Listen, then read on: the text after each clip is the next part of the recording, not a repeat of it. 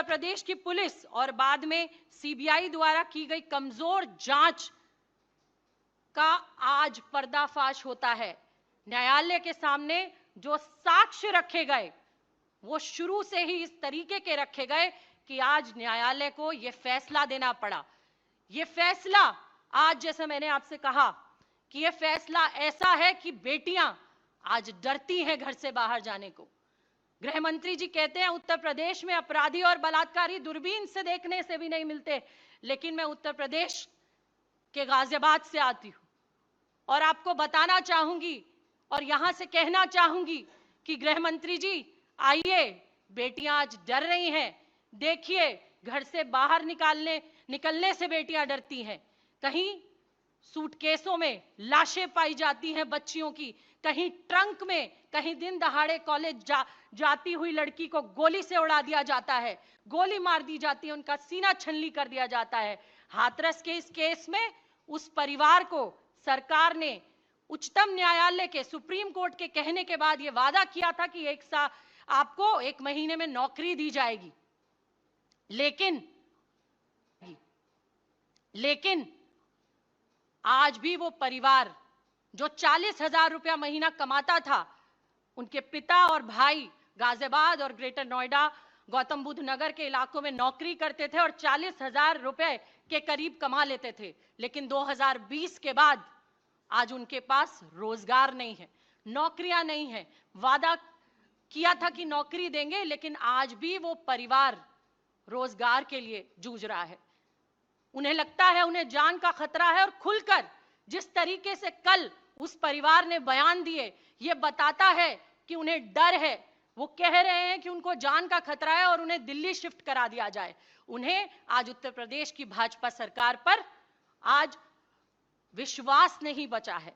आज वो डर रहे हैं कि अगर हम हाथरस में रहेंगे तो आज कहीं ना कहीं जिस तरीके से हमारी बेटी के साथ हुआ, उस तरीके से हमारे साथ भी हो सकता है। उस घर में और भी 2 बेटियां हैं, उनको उनकी पढ़ाई 2020 के बाद बंद कर दी गई है, उनका घर से बाहर जाना आज बंद है।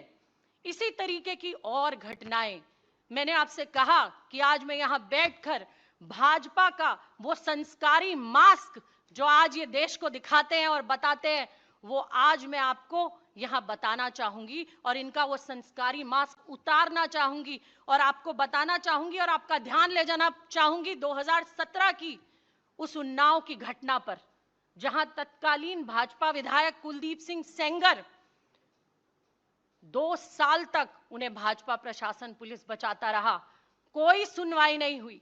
बेटी को मुख्यमंत्री जी के घर के बाहर अपने आप को आग लगानी पड़ी एकमात्र एफआईआर के लिए। उसके पिता को, बेटी के पिता को आर्म्स एक्ट के तहत जेल में डलवा दिया गया और योजना बनाई गई। और वहीं आप सबको याद होगा जेल के अंदर किस तरीके से पीट कर हत्या कर दी गई।